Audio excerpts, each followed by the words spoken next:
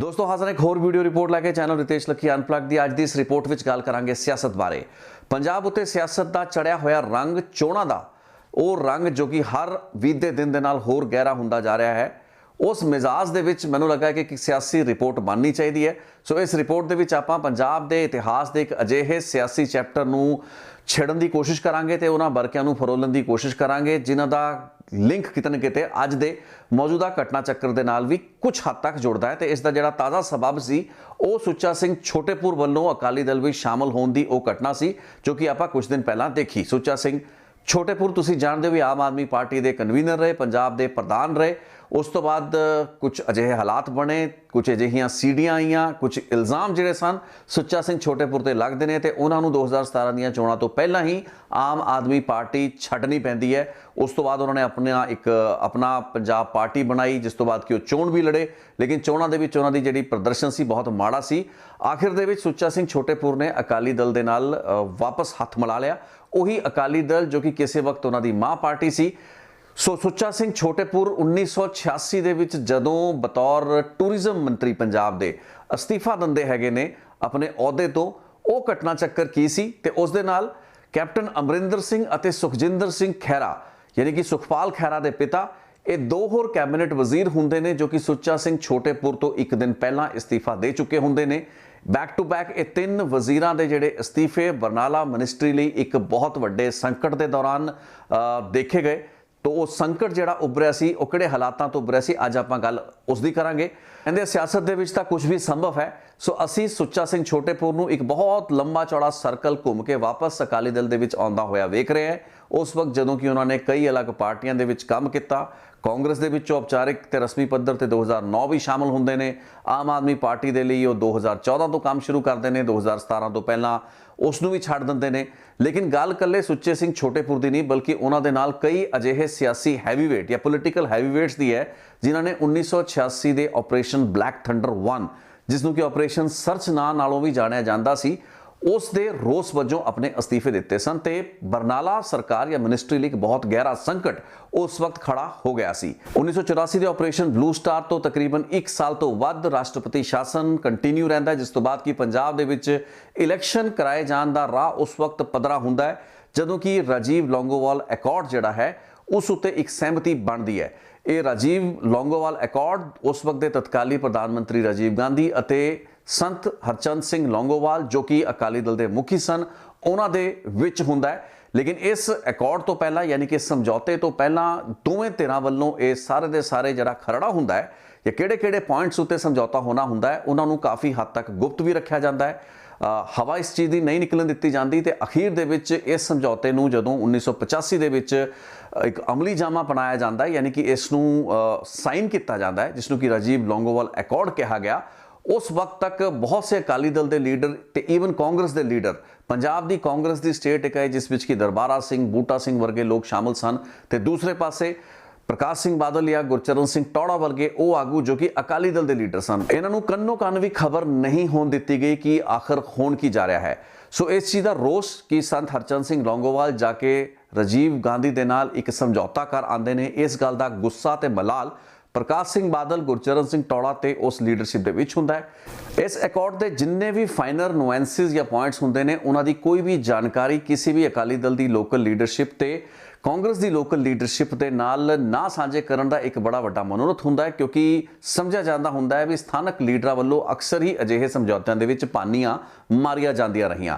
सो सुरजीत सिंह बरनाला जो कि संत हरचंद सिंह लौंगोवाल के खासम खास सन उन्हां वल्लों पार्टी की कमान जिहड़ी है वो अपने हत्थ विच लई जानी शुरू हो चुकी हुंदी है। संत हरचंद सिंह लौंगोवाल राजीव गांधी दे नाल इस एकॉर्ड नूं साइन करन तो बाद पंजाब आंदे ने। उस तो बाद उन्हां दी बैठकां हुंदियां ने। गुरचरण सिंह टौड़ा ते प्रकाश सिंह बादल जो काफ़ी नाराज़ चल रहे हुंदे ने उन्हां नूं काफ़ी हद तक मना भी लैंदे ने। जिस दिन संत हरचंद सिंह लौंगोवाल दी गुरचरण सिंह टौड़ा ते प्रकाश सिंह बादल दे नाल चंडीगढ़ दे विच मुलाकात हुंदी है जिस तो बाद कि एक प्रैस कॉन्फ्रेंस भी की जाती है तो समझा जाता है भी दोवें लीडरां नूं काफ़ी हद तक संत लौंगोवाल ने मना लिया है यानी कि उन्हां दे मनां दे गुस्से नूं काफ़ी हद तक शांत करता है।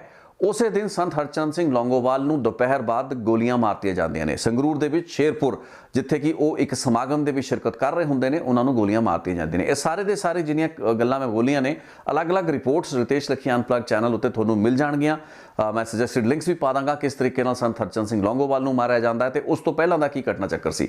ਲੇਕਿਨ ਇਸ ਦੇ ਬਾਅਦ ਵੀ ਪ੍ਰਕਾਸ਼ ਸਿੰਘ ਬਾਦਲ ਅਤੇ ਗੁਰਚਰਨ ਸਿੰਘ ਦੌੜਾ ਦੇ ਮਨ ਦੀ ਜਿਹੜੀ ਟੀਸ ਹੈ ਤੇ ਅੰਦਰ ਹੀ ਅੰਦਰ ਜਿਹੜੀ ਸੁਗਬੁਗਾਹਟ ਹੈ ਉਹ ਖਤਮ ਨਹੀਂ ਹੋਈ ਹੁੰਦੀ, ਕਿਉਂਕਿ ਇਸ ਦੇ ਨਾਲ ਹੀ ਸੰਤ ਹਰਚੰਦ ਸਿੰਘ ਲੌਂਗੋਵਾਲ ਵੱਲੋਂ ਸੁਰਜੀਤ ਸਿੰਘ ਬਰਨਾਲਾ ਨੂੰ ਅੱਗੇ ਕਰਤਾ ਗਿਆ ਹੁੰਦਾ ਹੈ। ਹਰ ਚੀਜ਼ ਦੇ ਵਿੱਚੋਂ ਮੋਹਰੀ ਰਹਿ ਰਹੇ ਹੁੰਦੇ ਨੇ ਤੇ ਦੂਸਰੇ ਪਾਸੇ ਕੇਂਦਰ ਦੇ ਵਿੱਚੋਂ ਜਿਹੜੇ ਗਵਰਨਰ ਪੰਜਾਬ ਦੇ ਲਾਤੇ ਗਏ ਹੁੰਦੇ ਨੇ ਉਹ ਹੁੰਦੇ ਨੇ ਅਰਜੁਨ ਸਿੰਘ। ਸੋ ਅਰਜੁਨ ਸਿੰਘ ਪੰਜਾਬ ਦੇ ਗਵਰਨਰ ਹੁੰਦੇ ਨੇ ਤੇ ਸਮਝਿਆ ਇਹ ਵੀ ਜਾ ਰਿਹਾ ਹੁੰਦਾ ਵੀ ਅਕਾਲੀ ਦਲ ਦੀ ਕਾਫੀ ਹੱਦ ਤੱਕ ਜਿਹੜੇ ਡਿਸੀਜਨਸ ਲਏ ਜਾ ਰਹੇ ਹੁੰਦੇ ਨੇ ਉਹਨਾਂ ਦੇ ਵਿੱਚ ਕੇਂਦਰ ਸਰਕਾਰ ਦੇ ਲੀਡਰਾਂ ਦਾ ਰੋਲ ਹੈ ਤੇ ਅਰਜੁਨ ਸਿੰਘ ਦੀ ਭੂਮਿਕਾ ਕਾਫੀ ਅਹਿਮ ਹੈ, ਕਿਉਂਕਿ ਅਰਜੁਨ ਸਿੰਘ ਨੂੰ ਉਚੇਚੇ ਮੱਧ ਪ੍ਰਦੇਸ਼ ਤੋਂ ਪੰਜਾਬ ਦੇ ਵਿੱਚ ਗਵਰਨਰ ਲਾ ਕੇ ਇਸੇ ਵਾਸਤੇ ਭੇਜਿਆ ਗਿਆ ਕਿਉਂਕਿ ਇਸ ਪੀਸ ਅਕੋਰਡ ਨੂੰ, ਜਿਹੜਾ ਕਿ ਰਾਜੀਵ ਲੌਂਗੋਵਾਲ ਅਕੋਰਡ ਸੀ, ਉਸ ਨੂੰ ਕਿਸੇ ਹੱਦ ਤੱਕ ਕਿਸੇ ਨਾ ਕਿਸੇ ਸਿਰੇ ਲਾਣਾ ਸੀ। ਇਹਨਾਂ ਹਾਲਾਤਾਂ ਦੇ ਵਿੱਚ ਇੱਕ ਗੁੱਸਾ ਤੇ ਗਤੀਰੋਧ ਦੋਵੇਂ ਲੀਡਰਾਂ ਦੇ ਵਿੱਚ, ਯਾਨੀ ਕਿ ਟੌੜਾ ਤੇ ਬਾਦਲ ਦੇ ਵਿੱਚ ਅੰਦਰ ਅੰਦਰ ਰਹਿੰਦਾ ਹੈ। ਇਸੇ ਦੌਰਾਨ ਸੰਤ ਹਰਚੰਦ ਸਿੰਘ ਲੌਂਗੋਵਾਲ ਦੀ ਮੌਤ ਜਦੋਂ ਹੁੰਦੀ ਹੈ, ਉਸ ਤੋਂ ਬਾਅਦ ਇਹ ਜਿਹੜੇ ਆਪਸ ਦੇ ਵਖਰੇਵੇਂ ਜਾਂ ਮਤਭੇਦ ਨੇ ਉਹ ਉੱਭਰਦੇ ਤਾਂ ਨਹੀਂ, ਲੇਕਿਨ ਪਾਰਟੀ ਦੇ ਅੰਦਰਲੇ ਪੱਧਰ ਤੇ ਸੁਗਬੁਗਾਹਟ ਜਾਰੀ ਰਹਿੰਦੀ ਹੈ। ਇਸ ਦੌਰਾਨ ਅਗਲੇ ਹੀ ਮਹੀਨੇ, ਯਾਨੀ ਕਿ ਕੁਝ ਹੀ ਦੇਰ ਬਾਅਦ ਸੰਤ ਹਰਚੰਦ ਸਿੰਘ ਲੌਂਗੋਵਾਲ ਦੀ ਮੌਤ ਤੋਂ ਬਾਅਦ ਪੰਜਾਬ ਦੇ ਵਿੱਚ ਇਲੈਕਸ਼ਨ ਕਰਾਇਆ ਜਾਂਦਾ ਹੈ। ਉਸ ਇਲੈਕਸ਼ਨ ਦੇ ਵਿੱਚ ਅਕਾਲੀ ਦਲ ਇੱਕ ਚੰਗੀ ਮੈਜੋਰਿਟੀ ਦੇ ਨਾਲ, ਬਹੁਮਤ ਦੇ ਨਾਲ ਚੁਣ ਕੇ ਸਰਕਾਰ ਬਣਾਉਂਦਾ ਹੈ ਤੇ ਸੁਰਜੀਤ ਸਿੰਘ ਬਰਨਾਲਾ ਮੁੱਖ ਮੰਤਰੀ ਬਣਾਏ ਜਾਂਦੇ ਨੇ। ਇਹ ਸਮਝਿਆ ਜਾਂਦਾ ਵੀ ਇਹਨਾਂ ਚੋਣਾਂ ਤੋਂ ਪਹਿਲਾਂ ਅਕਾਲੀ ਦਲ ਦੀ ਟਿਕਟਾਂ ਦੀ ਵੰਡ ਇਸ ਤਰੀਕੇ ਨਾਲ ਕੀਤੀ ਗਈ ਜਿਸ ਵਿੱਚ ਕਿ ਬਰਨਾਲਾ ਦੇ ਜਿਹੜੇ ਲਾਇਲਿਸਟ ਸਨ ਉਹਨਾਂ ਨੂੰ ਜ਼ਿਆਦਾ ਥਾਂ ਮਿਲੀ ਤੇ ਪ੍ਰਕਾਸ਼ ਸਿੰਘ ਬਾਦਲ ਤੇ ਟੌੜਾ ਦੇ ਜਿਹੜੇ ਲਾਇਲਿਸਟ ਸਨ ਉਹਨਾਂ ਨੂੰ ਕਾਫੀ ਹੱਦ ਤੱਕ ਇਗਨੋਰ ਕੀਤਾ ਗਿਆ। ਸੋ ਉਹਨਾਂ ਦੀ ਜ਼ਿਆਦਾ ਨਹੀਂ ਚੱਲੀ ਹੁੰਦੀ। ਜਿੰਨੇ ਵੀ ਵਿਧਾਇਕ, ਇੱਕ ਬਹੁਤ ਹੀ ਚੰਗੀ ਖਾਸੀ ਮੈਜੋਰਿਟੀ, ਤਕਰੀਬਨ 73 ਵਿਧਾਇਕ ਇਸ ਵਿੱਚ ਚੁਣ ਕੇ ਆਏ ਹੁੰਦੇ ਨੇ। ਸੋ ਇਹ ਕਾਰਨ ਹੁੰਦਾ ਕਿ ਅੰਦਰ ਹੀ ਅੰਦਰ ਪ੍ਰਕਾਸ਼ ਸਿੰਘ ਬਾਦਲ, ਟੌੜਾ ਤੇ ਕਈ ਹੋਰ ਜਿਹੜੇ ਲੀਡਰ ਹੁੰਦੇ ਨੇ, ਮਿਨਿਸਟਰ ਹੁੰਦੇ ਨੇ, ਉਹ ਸੁਗਬੁਗਾਹਟ ਦੇ ਵਿੱਚ ਹੁੰਦੇ ਨੇ। ਇਹਨਾਂ ਦੇ ਵਿੱਚੋਂ ਹੀ ਇੱਕ ਲੀਡਰ ਹੁੰਦੇ ਨੇ ਕੈਪਟਨ ਅਮਰਿੰਦਰ ਸਿੰਘ ਤੇ ਸੁੱਚਾ ਸਿੰਘ ਛੋਟੇਪੁਰ। ਹੁਣ ਇੱਥੇ ਸੁੱਚਾ ਸਿੰਘ ਛੋਟੇਪੁਰ ਤੇ ਕੈਪਟਨ ਅਮਰਿੰਦਰ ਸਿੰਘ ਨੂੰ ਪੰਜਾਬ ਦੀ ਕੈਬਨਿਟ ਦੇ ਵਿੱਚ ਮੰਤਰੀ ਬਣਾਇਆ ਜਾਂਦਾ ਹੈ। ਕੈਪਟਨ ਅਮਰਿੰਦਰ ਸਿੰਘ ਖੇਤੀਬਾੜੀ ਮੰਤਰੀ ਬਣਾਏ ਜਾਂਦੇ ਨੇ। ਸੁੱਚਾ ਸਿੰਘ ਛੋਟੇਪੁਰ ਨੂੰ ਟੂਰਿਜ਼ਮ ਯਾਨੀ ਕਿ ਸੈਰ ਸਪਾਟਾ ਮਹਿਕਮਾ ਦਿੱਤਾ ਜਾਂਦਾ ਹੈ। ਸੁਖਪਾਲ ਖਹਿਰਾ ਦੇ ਜਿਹੜੇ ਪਿਤਾ ਹੁੰਦੇ ਨੇ ਸੁਖਜਿੰਦਰ ਸਿੰਘ ਖਹਿਰਾ, ਜੋ ਕਿ 3 ਵਾਰ ਬੈਕ ਟੂ ਬੈਕ ਭੁਲੱਥ ਹਲਕੇ ਤੋਂ 1977, 80 ਅਤੇ 85 ਦੇ ਵਿੱਚ ਅਕਾਲੀ ਦਲ ਦੇ ਚੁਣ ਕੇ ਆਏ ਹੋਏ ਵਿਧਾਇਕ ਹੁੰਦੇ ਨੇ। ਇੱਕ ਬੜੇ ਵੱਡੇ ਸਟਾਲਵਾਰਟ ਹੁੰਦੇ ਨੇ ਦੁਆਬਾ ਦੇ ਉਸ ਇਲਾਕੇ ਦੇ। ਉਹਨਾਂ ਨੂੰ ਪੰਜਾਬ ਦਾ ਸਿੱਖਿਆ ਮੰਤਰੀ ਬਣਾਇਆ ਜਾਂਦਾ ਹੈ। ਬਰਨਾਲਾ ਸਰਕਾਰ ਠੀਕ ਠਾਕ ਚੱਲ ਰਹੀ ਹੁੰਦੀ ਹੈ, ਲੇਕਿਨ ਖਾੜਕੂ ਜਥੇਬੰਦੀਆਂ ਦੀ ਜਿਹੜੀਆਂ ਸਰਗਰਮੀਆਂ ਲਗਾਤਾਰ ਵੱਧ ਰਹੀਆਂ ਹੁੰਦੀਆਂ ਨੇ ਤੇ ਨੌਬਤ ਅਪ੍ਰੈਲ 1986 ਦੇ ਵਿੱਚ ਇਸ ਹੱਦ ਤੱਕ ਪਹੁੰਚ ਜਾਂਦੀ ਹੈ ਕਿ ਅਪ੍ਰੈਲ ਦੇ ਆਖਰੀ ਹਫਤੇ ਦੇ ਵਿੱਚ ਖਾਲਿਸਤਾਨ ਦੀ ਸਥਾਪਨਾ ਦੀ ਅਨਾਉਂਸਮੈਂਟ ਕਰਤੀ ਜਾਂਦੀ ਹੈ। ਯਾਨੀ ਕਿ ਖਾਲਿਸਤਾਨ ਦੀ ਫਾਰਮੇਸ਼ਨ ਦਾ ਜਿਹੜਾ ਰੈਜ਼ੋਲੂਸ਼ਨ ਤੇ ਮਤਾ ਪਾਸ ਕਰਕੇ ਕੁਝ ਖਾੜਕੂ ਜਥੇਬੰਦੀਆਂ, ਜਿਨ੍ਹਾਂ ਦੇ ਆਗੂਆਂ ਵੱਲੋਂ ਸ੍ਰੀ ਦਰਬਾਰ ਸਾਹਿਬ ਕੰਪਲੈਕਸ ਦੇ ਵਿੱਚ ਬੈਠ ਕੇ ਇਸ ਅਨਾਉਂਸਮੈਂਟ ਨੂੰ ਕੀਤਾ ਜਾਂਦਾ ਹੈ। ਮੁੱਖ ਮੰਤਰੀ ਬਰਨਾਲਾ ਅਤੇ ਉਹਨਾਂ ਦੀ ਮਿਨਿਸਟਰੀ ਉੱਤੇ ਕੇਂਦਰ ਸਰਕਾਰ ਦਾ ਦਬਾਅ ਇਸ ਖਾਲਿਸਤਾਨ ਦੀ ਅਨਾਉਂਸਮੈਂਟ ਤੋਂ ਬਾਅਦ ਹੋਰ ਵੱਧਦਾ ਹੈ ਤੇ ਉਹਨਾਂ ਉੱਤੇ ਕੋਈ ਵੀ ਐਕਸ਼ਨ ਇਸ ਮੁਤਲਕ ਛੇਤੀ ਤੋਂ ਛੇਤੀ ਲਏ ਜਾਣ ਨੂੰ ਲੈ ਕੇ ਦਬਾਅ ਪਾਇਆ ਜਾਂਦਾ ਹੈ। ਜਿਸ ਤੋਂ ਬਾਅਦ ਅਪ੍ਰੈਲ 30 ਦੇ ਆਸ-ਪਾਸ ਇੱਕ commando action Darbar Sahib complex ਵਿੱਚ ਕੀਤਾ ਜਾਂਦਾ ਹੈ। ਠੀਕ ਉਸੇ ਤਰ੍ਹਾਂ ਤੇ ਜਿਸ ਤਰੀਕੇ ਨਾਲ ਆਪਰੇਸ਼ਨ ਬਲੂ ਸਟਾਰ ਸੀ, ਲੇਕਿਨ ਇਸ ਕਮਾਂਡੋ ਐਕਸ਼ਨ ਦੇ ਵਿੱਚ ਕਮਾਂਡੋਆਂ ਦੀ ਵਰਤੋਂ ਹੁੰਦੀ ਹੈ, ਨਾ ਕਿ ਫੌਜ ਦੀ। ਸਰਕਾਰ ਅਤੇ ਸੁਰੱਖਿਆ ਏਜੰਸੀਆਂ ਨੂੰ ਇਸ ਦੀ ਚੰਗੀ ਤਰ੍ਹਾਂ ਜਾਣਕਾਰੀ ਹੁੰਦੀ ਹੈ ਕਿ ਗਰਮ ਖਿਆਲੀ ਲੀਡਰ ਜਿਨ੍ਹਾਂ ਨੇ ਕਿ ਖਾਲਿਸਤਾਨ ਦੀ ਸਥਾਪਨਾ ਦੀ ਘੋਸ਼ਣਾ ਕੀਤੀ ਹੁੰਦੀ ਹੈ, ਉਹ ਇਸ ਘੋਸ਼ਣਾ ਕਰਦੇ ਸਾਰ ਹੀ ਦਰਬਾਰ ਸਾਹਿਬ ਕੰਪਲੈਕਸ ਛੱਡ ਕੇ ਨਿਕਲ ਚੁੱਕੇ ਹੈਗੇ ਨੇ। ਇਹ ਵੀ ਜਾਣਕਾਰੀ ਮਿਲ ਰਹੀ ਹੁੰਦੀ ਹੈ ਕਿ ਉਹ ਲੋਕ ਛੱਡ ਕੇ ਪਾਕਿਸਤਾਨ ਤੱਕ ਨਿਕਲ ਚੁੱਕੇ ਹੁੰਦੇ ਨੇ। ਲੇਕਿਨ ਫਿਰ ਵੀ ਇਸ ਐਲਾਨ ਤੋਂ ਬਾਅਦ ਤੇ ਕੁਝ ਦਿਨ ਬਾਅਦ ਇਸ ਕਮਾਂਡੋ ਐਕਸ਼ਨ ਨੂੰ ਅੰਜਾਮ ਕੇਂਦਰ ਸਰਕਾਰ ਦੇ ਦਬਾਅ ਹੇਠ ਹੀ ਦਿੱਤਾ ਜਾਂਦਾ ਹੈ, ਜਿਸ ਤਹਿਤ ਕਿ ਕਮਾਂਡੋ ਕਾਰਵਾਈ ਹੁੰਦੀ ਹੈ। ਇਹ ਫੌਜ ਦੀ ਉਸ ਤਰੀਕੇ ਦੀ ਕਾਰਵਾਈ ਨਹੀਂ ਹੁੰਦੀ ਜਿਵੇਂ ਕਿ 1984 ਦੇ ਵਿੱਚ ਵੇਖਣ ਨੂੰ ਮਿਲੀ। ਈਵਨ 2 ਸਾਲ ਬਾਅਦ 1988 ਦੇ ਵੀ ਜਦੋਂ ਵੱਡਾ ਆਪਰੇਸ਼ਨ ਬਲੈਕ ਥੰਡਰ ਹੋਇਆ, ਜੋ ਕਿ KPS ਗਿੱਲ ਦੀ ਅਗਵਾਈ ਜਾਂ ਕਮਾਨ ਹੇਠ ਹੋਇਆ, ਉਸ ਦੇ ਵਿੱਚ ਵੀ ਜਿਹੜੀ ਹਿੰਸਾ ਦਾ ਲੈਵਲ ਸੀ ਇਸ 1986 ਦੇ ਬਹੁਤ ਹੀ ਲਿਮਿਟਿਡ ਆਪਰੇਸ਼ਨ ਬਲੈਕ ਥੰਡਰ ਦੇ ਮੁਕਾਬਲੇ ਕਾਫੀ ਜ਼ਿਆਦਾ ਸੀ। ਫਿਰ ਇਸ ਚੀਜ਼ ਦੇ ਬਾਵਜੂਦ ਕਿ ਇਸ ਕਮਾਂਡੋ ਐਕਸ਼ਨ ਦੇ ਵਿੱਚ ਕੋਈ ਵੀ ਵਿਆਪਕ ਪੱਧਰ ਦੀ ਹਿੰਸਾ ਉਸ ਤਰੀਕੇ ਦੀ ਨਹੀਂ ਹੋਈ ਹੁੰਦੀ ਜਿਵੇਂ ਕਿ 1984 ਦੇ ਆਪਰੇਸ਼ਨ ਬਲੂ ਸਟਾਰ ਦੇ ਦੌਰਾਨ ਹੋਈ ਹੁੰਦੀ ਹੈ।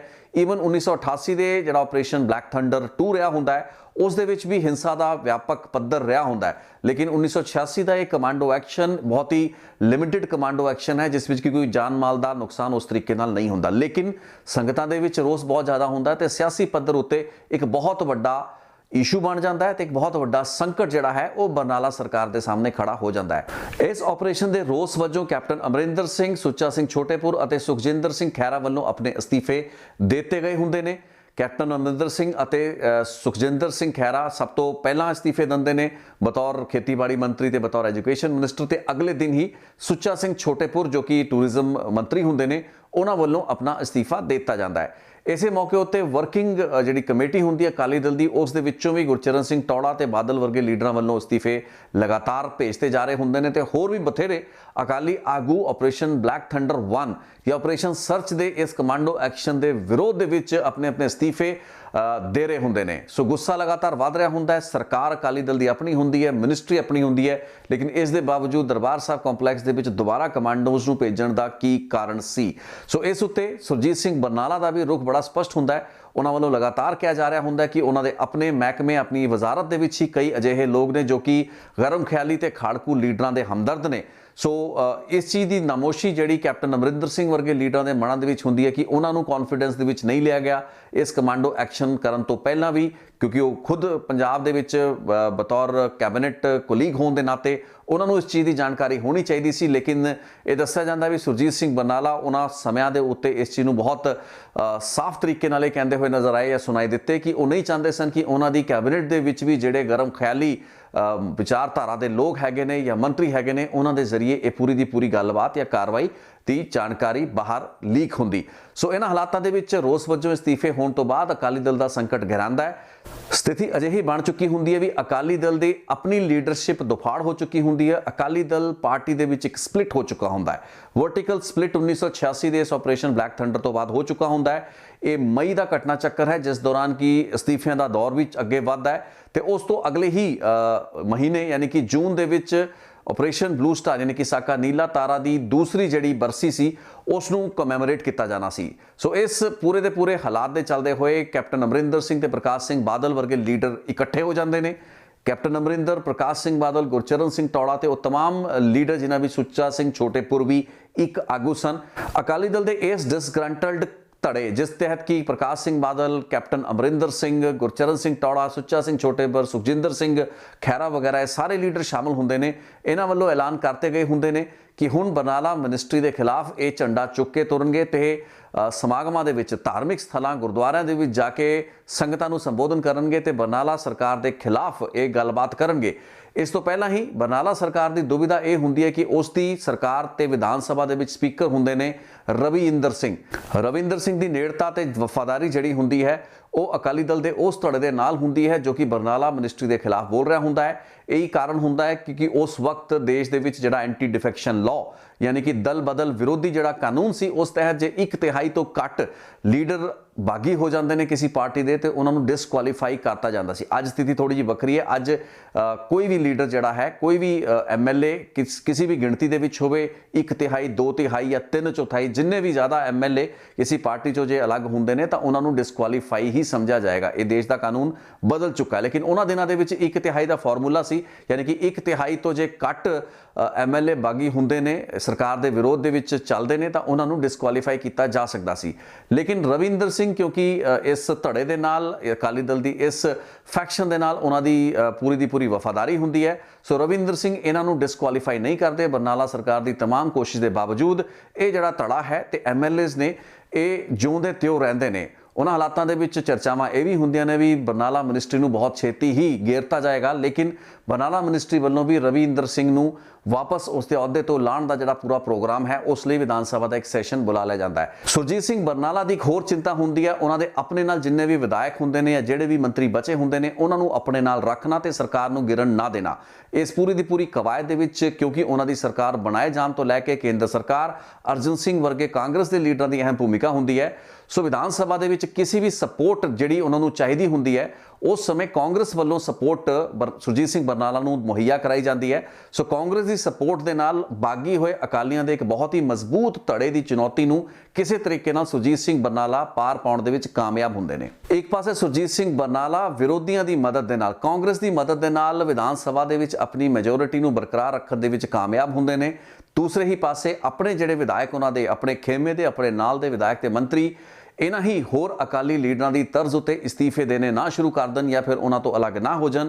ਇਸ ਚੱਕਰ ਦੇ ਵਿੱਚ ਉਸ ਵਕਤ ਤਕਰੀਬਨ 40 ਜਿਹੜੇ ਵਿਧਾਇਕ ਹੁੰਦੇ ਨੇ ਉਹਨਾਂ ਨੂੰ ਚੱਕ ਕੇ ਚਹਿਲ ਜਿਹੜਾ ਹੈ ਉੱਥੇ ਲਿਜਾਇਆ ਵੀ ਜਾਂਦਾ ਹੈ ਤੇ ਉਸੇ ਤਰ੍ਹਾਂ ਉੱਤੇ ਜਿਵੇਂ ਕਿ ਦੇਸ਼ ਦੇ ਕਈ ਹੋਰ ਰਾਜਾਂ ਦੇ ਵਿੱਚ ਜਦੋਂ ਇਸ ਤਰੀਕੇ ਦਾ ਕੋਈ ਸੰਕਟ ਖੜਾ ਹੁੰਦਾ ਤਾਂ ਫਿਰ ਵਿਧਾਇਕਾਂ ਨੂੰ ਚੱਕ ਕੇ ਹੋਰ ਥਾਵਾਂ ਤੇ ਰੱਖਤਾ ਜਾਂਦਾ ਹੈ। ਸੋ ਕਿਸੇ ਤਰੀਕੇ ਨਾਲ ਸੁਰਜੀਤ ਸਿੰਘ ਬਰਨਾਲਾ ਆਪਣੀ ਸਰਕਾਰ ਉੱਤੇ ਮੰਡਰਾ ਰਹੇ ਇਸ ਫੌਰੀ ਸਿਆਸੀ ਸੰਕਟ ਨੂੰ ਪਾਰ ਪਾਉਣ ਦੇ ਵਿੱਚ ਤਾਂ ਕਾਮਯਾਬ ਰਹੇ, ਉਸ ਨੂੰ ਨਜਿੱਠਣ ਦੇ ਵਿੱਚ ਤਾਂ ਕਾਮਯਾਬ ਰਹੇ, ਲੇਕਿਨ ਕੁਝ ਹੀ ਦੇਰ ਬਾਅਦ ਉਹਨਾਂ ਦੀ ਸਰਕਾਰ ਗੇਰਤੀ ਜਾਂਦੀ ਹੈ ਤੇ ਪੰਜਾਬ ਵਿੱਚ ਇੱਕ ਵਾਰ ਫਿਰ ਗਵਰਨਰ ਰੂਲ ਤੇ ਰਾਸ਼ਟਰਪਤੀ ਸ਼ਾਸਨ ਜਿਹੜਾ ਹੈ ਉਸ ਨੂੰ ਲਾਤਾ ਜਾਂਦਾ ਹੈ। ਸੋ ਉਹ ਵੀ ਦੌਰ ਹੁੰਦੇ ਸੀ ਜਦੋਂ ਕਿ ਕੈਪਟਨ ਅਮਰਿੰਦਰ, ਪ੍ਰਕਾਸ਼ ਸਿੰਘ ਬਾਦਲ, ਗੁਰਚਰਨ ਸਿੰਘ ਟੌੜਾ, ਸੁੱਚਾ ਸਿੰਘ ਛੋਟੇਪੁਰ ਵਰਗੀ ਲੀਡਰਸ਼ਿਪ ਇੱਕ ਮੁਸ਼ਤ ਹੋ ਕੇ ਇੱਕ ਇਰਾਦੇ ਦੇ ਨਾਲ ਆਪਣੀ ਹੀ ਅਕਾਲੀ ਦਲ ਦੀ ਮਿਨਿਸਟਰੀ, ਸੁਰਜੀਤ ਸਿੰਘ ਬਰਨਾਲਾ ਦੀ ਮਿਨਿਸਟਰੀ ਨੂੰ ਗਿਰਨ ਦੀਆਂ ਕੋਸ਼ਿਸ਼ਾਂ ਕਰਦੀ ਹੋਈ ਨਜ਼ਰ ਆ ਰਹੀ ਸੀ ਤੇ ਉਸਨੇ ਕਾਫੀ ਹੱਦ ਤੱਕ ਇਸ ਲਈ ਜ਼ੋਰ ਵੀ ਲਗਾਇਆ। ਸੋ ਮਚ ਸੋ ਵੀ ਅਕਾਲੀ ਦਲ ਦੀ ਸਰਕਾਰ ਜਿਹੜੀ ਸੀ ਉਹ ਕਾਂਗਰਸ ਦੀ ਮਦਦ ਦੇ ਨਾਲ ਵਿਧਾਨ ਸਭਾ ਦੇ ਉਸ ਟੈਸਟ ਦੇ ਵਿੱਚ ਬਚਣ ਵਿੱਚ ਕਾਮਯਾਬ ਰਹੀ। ਲੇਕਿਨ ਅਸੀਂ ਸਮਝ ਸਕਦੇ ਹਾਂ ਵੀ ਸਿਆਸਤ ਦੇ ਵਿੱਚ ਕੁਝ ਵੀ ਸੰਭਵ ਹੈ। ਉਸ ਤੋਂ ਬਾਅਦ ਸੁੱਚਾ ਸਿੰਘ ਛੋਟੇਪੁਰ ਵਰਗੇ ਜਿਹੜੇ ਲੀਡਰ ਹੁੰਦੇ ਨੇ ਕੈਪਟਨ ਅਮਰਿੰਦਰ ਸਿੰਘ ਦੇ ਨਾਲ ਬਾਅਦ ਦੇ ਵਿੱਚ ਕਈ ਸਾਲਾਂ ਬਾਅਦ ਜਾ ਕੇ 2009 ਦੇ ਵਿੱਚ ਫੇਰ ਰਲੇ। ਸੁੱਚਾ ਸਿੰਘ ਛੋਟੇਪੁਰ ਵੱਲੋਂ ਕਾਂਗਰਸ ਦਾ ਪੱਲਾ 2009 ਦੇ ਵਿੱਚ ਫੜਿਆ ਗਿਆ ਜਦੋਂ ਕੈਪਟਨ ਅਮਰਿੰਦਰ ਸਿੰਘ ਦੀ ਰਹਿਨੁਮਾਈ ਹੇਠ ਛੋਟੇਪੁਰ ਨੇ ਕਾਂਗਰਸ ਨੂੰ ਜੁਆਇਨ ਕੀਤਾ ਤੇ ਉਸ ਵਕਤ ਇਲੈਕਸ਼ਨ ਸੀ, ਲੋਕ ਸਭਾ ਦਾ ਇਲੈਕਸ਼ਨ ਤੋਂ ਪਹਿਲਾਂ ਉਹਨਾਂ ਨੇ ਕਾਂਗਰਸ ਜੁਆਇਨ ਕੀਤੀ ਸੀ। ਵਿਨੋਦ ਖੰਨਾ ਜਿਹੜੇ ਬੀਜੇਪੀ ਦੇ ਮੈਂਬਰ ਪਾਰਲੀਮੈਂਟ ਸਨ ਉਹਨਾਂ ਨੂੰ ਹਰਾਣਾ ਸੀ ਤੇ ਪ੍ਰਤਾਪ ਸਿੰਘ ਬਾਜਵਾ ਦੇ ਸਮਰਥਨ ਦੇ ਵਿੱਚ ਸੁੱਚਾ ਸਿੰਘ ਛੋਟੇਪੁਰ ਭੁਗਤਦੇ ਹੋਏ ਨਜ਼ਰ ਆਏ। ਉਹਨਾਂ ਨੇ ਇਹਨਾਂ ਇਲੈਕਸ਼ਨਾਂ ਦੇ ਵਿੱਚ ਪ੍ਰਤਾਪ ਸਿੰਘ ਬਾਜਵਾ ਦੀ ਮਦਦ ਵੀ ਕੀਤੀ ਤੇ ਉਹ ਜਿੱਤ ਕੇ ਮੈਂਬਰ ਪਾਰਲੀਮੈਂਟ ਬਣੇ ਵੀ। ਲੇਕਿਨ ਉਸ ਤੋਂ ਬਾਅਦ 2014 ਦੇ ਵਿੱਚ ਕਾਂਗਰਸ ਦੇ ਵਿੱਚ ਵੀ ਸੁੱਚਾ ਸਿੰਘ ਛੋਟੇਪੁਰ ਵਰਗੀ ਲੀਡਰਸ਼ਿਪ ਜਿਹੜੀ ਸੀ ਉਹ ਆਪਣੇ ਆਪ ਨੂੰ ਸੈਟੀਸਫਾਈ ਨਹੀਂ ਕਰ ਪਾਈ ਤੇ ਆਮ ਆਦਮੀ ਪਾਰਟੀ ਦਾ ਦਾਮਨ ਫੜਿਆ ਤੇ ਆਮ ਆਦਮੀ ਪਾਰਟੀ ਦੇ ਵਿੱਚ ਉਹਨਾਂ ਨਾਲ ਜੋ ਕੁਝ ਹੋਇਆ ਉਹ ਰੀਸੈਂਟ ਹਿਸਟਰੀ ਹੈ। ਬਹੁਤ ਸੇ ਲੋਕ ਉਸ ਇਤਿਹਾਸ ਦੇ ਨਾਲ ਜਾਣੂ ਹੈਗੇ ਨੇ ਵੀ ਸੁੱਚਾ ਸਿੰਘ ਛੋਟੇਪੁਰ ਜੋ ਕਿ ਕਨਵੀਨਰ ਸਨ ਆਮ ਆਦਮੀ ਪਾਰਟੀ ਦੇ, ਉਹਨਾਂ ਨੂੰ ਕਿਸ ਤਰੀਕੇ ਨਾਲ ਦੂਸ਼ਣ ਲਾ ਕੇ ਪਾਰਟੀ ਦੇ ਵਿੱਚੋਂ ਕੱਢਿਆ ਗਿਆ। ਭਗਵੰਤ ਮਾਨ ਦੀ ਇਨਸਿਕਿਉਰਿਟੀ ਸੀ, ਹੋਰ ਅਜਿਹੇ ਲੀਡਰਾਂ ਦੇ ਮਨ ਦੇ ਵਿੱਚ ਕੋਈ ਅਸੁਰੱਖਿਆ ਦੀ ਭਾਵਨਾ ਸੀ ਤੇ ਸੁੱਚਾ ਸਿੰਘ ਛੋਟੇਪੁਰ ਦੀ ਜਿਹੜੀ ਜਥੇਬੰਦਕ ਜਾਂ ਸੰਗਠਨ ਨੂੰ ਵਧੀਆ ਤਰੀਕੇ ਨਾਲ ਚਲਾਉਣ ਦੀ ਸਮਰੱਥਾ ਸੀ, ਉਸ ਤੋਂ ਕਈ ਲੀਡਰ ਆਮ ਆਦਮੀ ਪਾਰਟੀ ਦੇ ਖੁਦ ਨੂੰ ਅਸੁਰੱਖਿਅਤ ਮਹਿਸੂਸ ਕਰ ਰਹੇ ਸੀ। ਇਸੇ ਕਾਰਨ ਕਰਕੇ ਮੰਨਿਆ ਜਾਂਦਾ ਵੀ ਇੱਕ ਛੋਟੇ ਜਿਹੇ ਇਸ਼ੂ ਨੂੰ ਬਹੁਤ ਵੱਡਾ ਬਣਾ ਕੇ ਛੋਟੇਪੁਰ ਨੂੰ ਬਾਹਰ ਦਾ ਰਸਤਾ ਦਿਖਾਤਾ ਗਿਆ। ਬਾਅਦ ਦੇ ਵਿੱਚ ਫਿਰ ਬੇਸ਼ੱਕ ਉਹਨਾਂ ਨੇ ਅਨਸਕਸੈਸਫੁਲ ਚੋਣਾਂ ਲੜੀਆਂ, ਆਪਣੀਆਂ ਜ਼ਮਾਨਤਾਂ ਵੀ ਜ਼ਬਤ ਕਰਾਈਆਂ, ਲੇਕਿਨ ਸੁੱਚਾ ਸਿੰਘ ਛੋਟੇਪੁਰ ਦਾ ਅਕਾਲੀ ਦਲ ਦੇ ਵਿੱਚ ਆਣਾ ਇੱਕ ਤਰੀਕੇ ਦੀ ਘਰ ਵਾਪਸੀ ਹੈ ਉਹਨਾਂ ਦੀ। ਉਸ ਪਾਰਟੀ ਦੇ ਵਿੱਚ ਸੁੱਚਾ ਸਿੰਘ ਛੋਟੇਪੁਰ ਦੀ ਇੱਕ ਘਰ ਵਾਪਸੀ ਹੈ ਜੋ ਕਿ ਅਕਾਲੀ ਦਲ ਸੀ, ਉਹੀ ਅਕਾਲੀ ਦਲ ਜਿਸ ਦੀ ਆਪਣੀ ਮਿਨਿਸਟਰੀ ਨੂੰ ਗੇਰਨ ਲਈ ਸੁੱਚਾ ਸਿੰਘ ਛੋਟੇਪੁਰ, ਕੈਪਟਨ ਅਮਰਿੰਦਰ ਸਿੰਘ ਤੇ ਉਹਨਾਂ ਵਜ਼ੀਰਾਂ ਨੇ ਜੋ ਕਿ ਆਪਰੇਸ਼ਨ ਬਲੈਕ ਥੰਡਰ 1 ਦੇ ਵਿਰੋਧ ਦੇ ਵਿੱਚ ਅਸਤੀਫਾ ਦੇ ਕੇ ਵਜ਼ਾਰਤ ਤੋਂ ਬਾਹਰ ਆ ਜਾਂਦੇ ਨੇ ਤੇ ਫਿਰ ਬਾਦਲ ਤੇ ਟੌੜਾ ਦੇ ਖੇਮੇ ਦੇ ਨਾਲ ਰਲ ਕੇ ਇਹਨਾਂ ਨੇ ਆਪਣੀ ਹੀ ਸਰਕਾਰ ਗਿਰਨ ਦੀਆਂ तमाम ਕੋਸ਼ਿਸ਼ਾਂ ਕੀਤੀਆਂ। ਕਾਂਗਰਸ ਦੀ ਮਦਦ ਦੇ ਨਾਲ ਉਹ ਸਰਕਾਰਾਂ ਫਿਰ ਬਚਾਈਆਂ ਗਈਆਂ। ਅਜੇ ਵੀ ਇਹ ਗੱਲਾਂ ਬਾਤਾਂ ਕਲੀਅਰ ਨਹੀਂ ਕਹੀਆਂ ਜਾ ਸਕਦੀਆਂ ਵੀ ਸੁੱਚਾ ਸਿੰਘ ਛੋਟੇਪੁਰ ਦਾ ਜਿਹੜਾ ਸਫ਼ਰ ਹੈ ਅਕਾਲੀ ਦਲ ਲੌਂਗੋਵਾਲ ਤੋਂ ਸ਼ੁਰੂ ਹੋ ਕੇ ਹੋਰ ਪਾਰਟੀਆਂ ਵਿੱਚ, ਕਾਂਗਰਸ ਦੇ ਵਿੱਚ, ਆਮ ਆਦਮੀ ਪਾਰਟੀ ਤੋਂ ਹੋ ਕੇ ਸ਼੍ਰੋਮਣੀ ਅਕਾਲੀ ਦਲ ਬਾਦਲ ਤੱਕ ਹੁਣ ਆ ਕੇ ਕੀ ਸਫ਼ਰ ਖਤਮ ਹੋਇਆ ਹੈ ਜਾਂ ਅਜੇ ਇਸ ਦੇ ਹੋਰ ਵੀ ਪੜਾ ਕੁਝ ਬਾਕੀ ਨੇ। ਸੁੱਚਾ ਸਿੰਘ ਛੋਟੇਪੁਰ ਵਰਗੇ ਸਿਆਸਤਦਾਨ ਸਿਆਸਤ ਦੇ ਬਹੁਤ ਪੁਰਾਣੇ ਖਿਡਾਰੀ ਹੈਗੇ ਨੇ। ਮੈਂ ਤਾਂ ਨਹੀਂ ਕਹਾਂਗਾ ਕਿ ਪੁਰਾਣੇ ਪਾਪੀ ਨੇ, ਲੇਕਿਨ ਇਹ ਬਹੁਤ ਪੁਰਾਣੇ ਖਿਡਾਰੀ ਨੇ ਤੇ ਜੇ ਸਾਡੀ ਜਾਣਕਾਰੀ ਇੱਥੋਂ ਤੱਕ ਹੀ ਸੀਮਿਤ ਰਹੇ ਕਿ ਆਮ ਆਦਮੀ ਪਾਰਟੀ ਦੇ ਕਨਵੀਨਰ ਦੇ ਰੂਪ ਵਿੱਚ ਸੁੱਚਾ ਸਿੰਘ ਛੋਟੇਪੁਰ ਦੀ ਕੀ ਭੂਮਿਕਾ ਸੀ, ਪਿਛਲੇ 5-7 ਸਾਲਾਂ ਦਾ ਉਹਨਾਂ ਦਾ ਇਤਿਹਾਸ ਜਾਂ 2009 ਜਾਂ 14 ਤੋਂ ਬਾਅਦ ਦਾ ਆਪਾਂ ਉਹਨਾਂ ਦਾ ਇਤਿਹਾਸ ਸਮਝਣ ਦੀ ਕੋਸ਼ਿਸ਼ ਕਰਾਂਗੇ ਤਾਂ ਮੈਨੂੰ ਲੱਗਦਾ ਆਪਣੇ ਆਪ ਵਿੱਚ ਬਹੁਤ ਹੀ ਅਧੂਰੀ ਜਾਣਕਾਰੀ ਹੋਏਗੀ। ਸੋ ਇਹ ਪੁਰਾਣੇ ਖਿਡਾਰੀਆਂ ਨੇ, ਇਹਨਾਂ ਤੋਂ ਵੀ ਪੁਰਾਣੇ ਖਿਡਾਰੀ ਕੈਪਟਨ ਅਮਰਿੰਦਰ ਸਿੰਘ ਤੇ ਪ੍ਰਕਾਸ਼ ਸਿੰਘ ਬਾਦਲ ਦੋਵੇਂ ਅੱਜ ਸਾਹਮਣੇ ਹੈਗੇ ਨੇ। ਉਹਨਾਂ ਦੇ ਨਾਲ ਰਲ ਕੇ ਕਿਸ ਤਰੀਕੇ ਨਾਲ ਆਪਣੀ ਹੀ ਸਰਕਾਰ ਨੂੰ ਗੇਰਨ ਦੀ ਕੋਸ਼ਿਸ਼ਾਂ ਕੀਤੀਆਂ, ਕਿਸ ਤਰੀਕੇ ਨਾਲ ਅਕਾਲੀ ਦਲ ਦਫਾੜ ਹੋਈ ਤੇ ਕਿਸ ਤਰੀਕੇ ਨਾਲ ਸੁਰਜੀਤ ਸਿੰਘ ਬਰਨਾਲਾ ਕਿਸੇ ਤਰੀਕੇ ਨਾਲ ਔਖੇ ਸੌਖੇ ਹੋ ਕੇ ਉਸ ਸਥਿਤੀ ਤੋਂ ਬਚਦੇ ਨਜ਼ਰ ਆਏ। ਬੇਸ਼ੱਕ ਫਿਰ ਉਹ ਆਪਣੀ ਸਰਕਾਰ ਦੀ ਪੂਰੀ ਟਰਮ ਨਹੀਂ ਕੱਢ ਪਾਏ ਤੇ ਬਾਅਦ ਦੇ ਵਿੱਚ ਰਾਸ਼ਟਰਪਤੀ ਸ਼ਾਸਨ ਜਿਹੜਾ ਸੀ ਉਸ ਨੂੰ ਲਗਾ ਦੇਣਾ ਪਿਆ। ਸੋ ਇਹੀ ਸਿਆਸਤ ਹੈ ਤੇ ਸਿਆਸਤ ਦੇ ਰੰਗ ਵੀ ਇਹੀ ਨੇ। ਲੀਡਰਾਂ ਦਾ ਇੱਕ ਦੂਸਰੀ ਪਾਰਟੀਆਂ ਦੇ ਵਿੱਚ ਜਾਣਾ ਤੇ ਫਿਰ ਪਾਰਟੀਆਂ ਵਿੱਚ ਮੁੜ ਕੇ ਵਾਪਸ ਆਣਾ ਇੱਕ ਸਰਕਲ ਹੈ, ਇਸਨੇ ਚੱਲਦੇ ਰਹਿਣਾ ਹੈ। ਲੇਕਿਨ ਜੇ ਆਪਾਂ ਥੋੜੀ ਜਿਹੀ ਆਪਣੀ ਹਾਈਂਡਸਾਈਡ ਦੇ ਵਿੱਚ ਯਾਨੀ ਕਿ ਪਿੱਛੇ ਇਤਿਹਾਸ ਦੇ ਵਿੱਚ ਥੋੜਾ ਜਿਹਾ ਹੋਰ ਕੋਖੀਏ ਤਾਂ ਸਮਝ ਵਿੱਚ ਆਉਂਦਾ ਹੈ ਕਿ ਲੀਡਰਾਂ ਦੇ ਵਿੱਚ ਕੋਈ ਕਿਸੇ ਦਾ ਸਕਾ ਨਹੀਂ। ਅੱਜ ਇਸ ਪਾਰਟੀ ਦੇ ਹਮਾਇਤੀ ਜਾਂ ਉਸ ਦੇ ਆਪਣੇ ਸਕੇ ਬਣੇ ਹੋਏ ਨੇ, ਕੱਲ ਨੂੰ ਉਹ ਵੀ ਇਹਨਾਂ ਨੇ ਰਹੀ ਰਹਿਣਾ। ਕੋਈ ਕਿਰਦਾਰ ਪੋਲਿਟਿਕਸ ਦੇ ਵਿੱਚ ਮੈਟਰ ਨਹੀਂ ਕਰਦਾ। ਇੱਥੇ ਨਾਲ ਹੀ ਜੁੜਦਾ ਨੁਕਤਾ ਇਹ ਵੀ ਹੈ ਕਿ ਸੁੱਚਾ ਸਿੰਘ ਛੋਟੇਪੁਰ ਜਾਂ ਅਜਿਹੇ ਹੋਰ ਬਹੁਤ ਸੇ ਲੀਡਰ ਹੈਗੇ ਨੇ ਜੋ ਕਿ ਆਪਣੀਆਂ ਪਾਰਟੀਆਂ ਛੱਡ ਕੇ ਆਪਣੀਆਂ ਬਿਲਕੁਲ ਹੀ ਵਿਰੋਧੀ ਵਿਚਾਰਧਾਰਾ ਦੀਆਂ ਪਾਰਟੀਆਂ ਦੇ ਵਿੱਚ ਜਾ ਕੇ ਸ਼ਾਮਲ ਹੋਣ ਲਈ ਮਜਬੂਰ ਹੋ ਰਹੇ ਨੇ। ਇਸ ਨੂੰ ਆਪਾਂ ਨਾ ਲੀਡਰਾਂ ਦੀ ਮੈਚੁਰਿਟੀ ਦੀ ਕਮੀ ਤਾਂ ਨਹੀਂ ਕਹਿ ਸਕਦੇ, ਲੇਕਿਨ ਕਿਤੇ ਨਾ ਕਿਤੇ ਸਾਡੀ ਪੋਲੀਟੀਕਲ ਜਮਾਤਾਂ, ਪਾਰਟੀਆਂ ਜਾਂ ਆਊਟਪੁੱਟਸ ਜ਼ਰੂਰ ਇਮੈਚੁਰ ਲੀਡਰਸ਼ਿਪ ਦੇ ਹੇਠ ਆਉਂਦੀਆਂ ਜਾ ਰਹੀਆਂ ਨੇ, ਜਿਸ ਦੇ ਕਾਰਨ ਅੱਛੇ ਲੀਡਰਾਂ ਨੂੰ, ਇਹ ਚੰਗੇ ਕਦਾਵਰ ਮੈਚੁਰ ਸੀਜ਼ਨ ਲੀਡਰਾਂ ਨੂੰ ਸਾਡੀ ਪੋਲੀਟੀਕਲ ਜਥੇਬੰਦੀਆਂ ਵੀ ਸੰਭਾਲਣ ਦੇ ਵਿੱਚ ਨਾਕਾਮਯਾਬ ਹੈਗੀਆਂ ਨੇ। ਸ਼ਾਇਦ ਇਹ ਵੀ ਵੱਡਾ ਕਾਰਨ ਹੈ ਵੀ ਅਜਿਹੇ ਲੀਡਰਾਂ ਨੂੰ ਹੁਣ ਸਿਆਸੀ ਥਾਂ ਨਹੀਂ ਮਿਲ ਰਹੀ ਤੇ ਇਹਨਾਂ ਨੂੰ ਇੱਕ ਦੂਸਰੀ ਪਾਰਟੀਆਂ ਦੇ ਵਿੱਚ ਜਾਣਾ ਪੈ ਰਿਹਾ ਹੈ। ਫਿਰ ਭਾਵੇਂ ਕਾਂਗਰਸ ਹੋਵੇ ਜੋ ਕਿ ਬਹੁਤ ਪੁਰਾਣੀ ਪਾਰਟੀ ਹੈ, ਆਮ ਆਦਮੀ ਪਾਰਟੀ ਬੇਸ਼ੱਕ ਨਵੀਂ ਮੰਨ ਸਕਦੇ ਹਾਂ, ਅਕਾਲੀ ਦਲ ਦੀ ਲੀਡਰਸ਼ਿਪ ਦੇ ਵਿੱਚ ਬਥੇਰੇ ਅਜਿਹੇ ਲੀਡਰਾਂ ਨੂੰ ਲਿਆ ਗਿਆ। ਵੀਰ ਦਵਿੰਦਰ ਵਰਗੇ ਲੀਡਰ ਹੈਗੇ ਨੇ ਜੋ ਕਿ ਬਾਅਦ ਦੇ ਵਿੱਚ ਉਹ ਪਾਰਟੀਆਂ ਛੱਡ ਕੇ ਚਲੇ ਗਏ ਕਿਉਂਕਿ ਇਹ ਪਾਰਟੀ ਵੀ ਉਹਨਾਂ ਨੂੰ ਬਣਦਾ ਮਾਨ ਸਨਮਾਨ ਜਾਂ ਫਿਰ ਕਹਿ ਲਈਏ ਵੀ ਉਸ ਸੰਤੁਸ਼ਟੀ ਨਹੀਂ ਦੇ ਸਕੀਆਂ ਜੋ ਕਿ ਸ਼ਾਇਦ ਇਸ ਕੱਦ ਦੇ, ਇਸ ਸੀਨੀਅਰਿਟੀ ਦੇ ਲੀਡਰ ਡਿਜ਼ਰਵ ਕਰਦੇ ਨੇ। ਸੋ ਵੇਖਦੇ ਹਾਂ ਸੁੱਚਾ ਸਿੰਘ ਛੋਟੇਪੁਰ ਕਿੰਨੀ ਦੇਰ ਅਕਾਲੀ ਦਲ ਦੇ ਵਿੱਚ ਟਿਕਦੇ ਨੇ। ਲੇਕਿਨ ਅੱਜ ਦੀ ਇਸ ਵੀਡੀਓ ਰਿਪੋਰਟ ਨੂੰ ਇੱਥੇ ਹੀ ਰੋਕਦੇ ਹਾਂ ਕਿਉਂਕਿ ਅੱਜ ਦੀ ਵੀਡੀਓ ਰਿਪੋਰਟ ਇਸ ਪੁਰਾਣੀ ਇਤਿਹਾਸ ਦੇ ਇਸ ਪੁਰਾਣੇ ਚੈਪਟਰ ਨੂੰ ਖੋਲ੍ਹਣ ਦੀ ਇੱਕ ਛੇੜਨ ਦੀ ਕੋਸ਼ਿਸ਼ ਸੀ। ਉਮੀਦ ਕਰਾਂਗੇ ਤੁਹਾਨੂੰ ਇਸ ਚੈਪਟਰ ਦੇ ਵਿੱਚੋਂ ਕਈ ਨਵੀਆਂ ਗੱਲਾਂ ਬਾਤਾਂ ਸਮਝਣ ਨੂੰ ਮਿਲੀਆਂ ਹੋਣਗੀਆਂ। ਸਿਰਫ ਆਪਾਂ ਪਿਛਲੇ 5 7 10 ਸਾਲਾਂ ਦੇ ਇਤਿਹਾਸ ਨੂੰ ਵੇਖ ਕੇ ਅੰਦਾਜ਼ਾ ਨਾ ਲਾਈਏ ਕਿ ਇੱਕ ਲੀਡਰ ਦਾ ਵਤੀਰਾ ਕੀ ਹੈ ਤੇ ਪਾਰਟੀ ਦਾ ਵਤੀਰਾ ਕੀ ਹੈ। ਜੇ ਆਪਾਂ ਥੋੜੀ ਜਿਹੀ ਹੋਰ ਗਹਿਰਾਈ ਵਿੱਚ ਜਾਵਾਂਗੇ, ਬਥੇਰੇ ਅਜਿਹੇ ਲੀਡਰ ਲੱਭ ਜਾਣਗੇ ਜਿਨ੍ਹਾਂ ਦੀ ਬਹੁਤ ਜੜ੍ਹਾਂ ਗਹਿਰੀਆਂ ਹੈਗੀਆਂ ਨੇ ਤੇ ਬੜੇ ਪੁਰਾਣੇ ਉਹ ਖਿਡਾਰੀ ਰਹੇ ਹੈਗੇ ਨੇ। ਪੁਰਾਣੇ ਪਾਪੀ ਨਹੀਂ ਮੈਂ ਕਹਿ ਰਿਹਾ, ਪੁਰਾਣੇ ਖਿਡਾਰੀ ਹੋ ਰਹੇ ਹੈਗੇ ਨੇ। ਸੋ ਬਹੁਤ ਬਹੁਤ ਧੰਨਵਾਦ ਰਿਤੇਸ਼ ਲਖੀਆ ਅਨਪਲੱਗ ਦੀ ਇਸ ਰਿਪੋਰਟ ਨੂੰ ਦੇਖਣ ਲਈ। ਇਸ ਚੈਨਲ ਦੇ ਨਾਲ ਜੁਟੇ ਰਹੋ, ਇਸ ਨੂੰ ਇਸੇ ਤਰੀਕੇ ਦਾ ਹੁੰਗਾਰਾ ਦਿੰਦੇ ਰਹੋ, ਰਿਸਪੌਂਸ ਦਿੰਦੇ ਰਹੋ। Thank you so much.